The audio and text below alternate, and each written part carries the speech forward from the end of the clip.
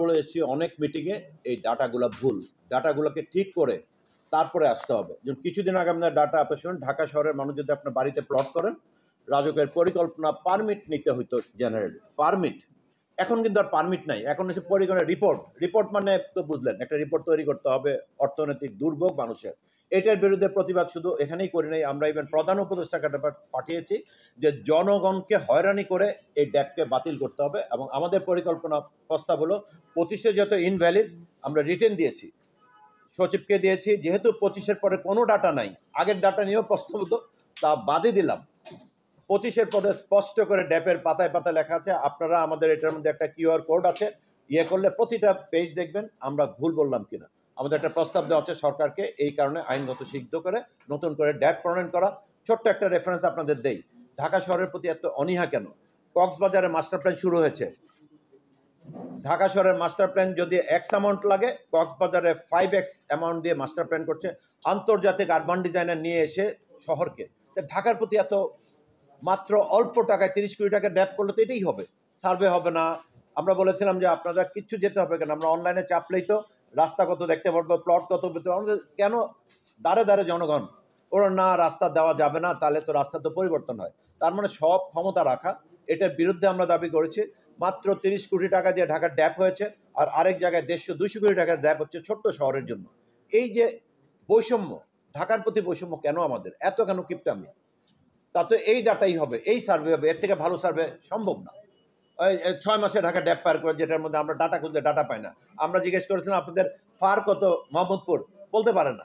তাহলে আমি নতুন ফার কীভাবে প্রস্তাব দিলাম? এটা তো অবশ্যই করবে, কারণ ওদের তো সার্ভে করার পয়সা পায়নি। তা আমাদের দাবি হলো ত্রিমাত্রিক সার্ভে করতে হবে, এটা আমরা সরকারকে জানিয়েছি। সার্ভে প্রপারলি করে ড্যাপ বানাতে হবে, ড্যাপ তো বানাতেই হবে, এটা নিয়ে কোনো অপশান নাই। দেখিয়েছি 20 এবং 25-এর 20-এর স্লাইড গুগল, আর এখনকার কতগুলো হয়েছে দেখিয়েছি। এই 4 বছরে যে স্থাপনা, আমি বললাম না যাদের কারণে এতগুলা নষ্ট হচ্ছে, এক তুরাগের পারেই হাঁটেন দেখবেন কতগুলা স্থাপনা, এবং এগুলা ইন্ডাস্ট্রিগুলো অ্যাপ্রুভালের দিচ্ছে, যেহেতু ড্যাপে ওটাকে অ্যালাউ করে চলতেছে। কত হাজার হাজার ইন্ডাস্ট্রি অ্যাপ্রুভালের জমা পড়ে আছে, সব ভরাট হয়ে যাচ্ছে। অনেক আন্দোলনের জন্য আমরা বলছি, ওনারা কি করছে জানেন, আগে ফার দিয়েছিল, এখন বলছে ফার শূন্য। আমরা বলছি ফার শূন্য কোনো লেখেন, কনস্ট্রাকশন হবে না। ফার শূন্য মানে ভরাট করেন, বাউন্ডারি ওয়াল করেন, সেল করে দেন, পরে আমরা দেখব কৃষি জমিতে রাস্তা করা যাবে। এগুলো সব লেখা আছে, কার স্বার্থ তো আমরা বুঝি। গত 2 বছরে যত ডিলে করবে, খালি সংসদের নাম ডিলে করবে, আর তত ভরাট হবে। ভরাট হওয়া ভূমিদের তো চলবেই। একবার পুরো একটা ড্যাপ বাতিল হলে আগেরটা এক্সিস্ট করবে, একটা তো আছেই ঢাকার পরিকল্পনা। আমরা এখনকার যে ভুল ডাটা ভিত্তিক, যেটা এবং ওখানে লেখাই আছে সব ডাটা 25 এবং 5 বছর পর পরিবর্তন করতে হবে, লেখাই আছে। উপরে লেখা আছে দেখবেন 35 পর্যন্ত, কিন্তু ভিতরের ডাটাতে সব আছে 25 পর্যন্ত। তো ডাটা তো ইমপ্রুভ করতেই হবে,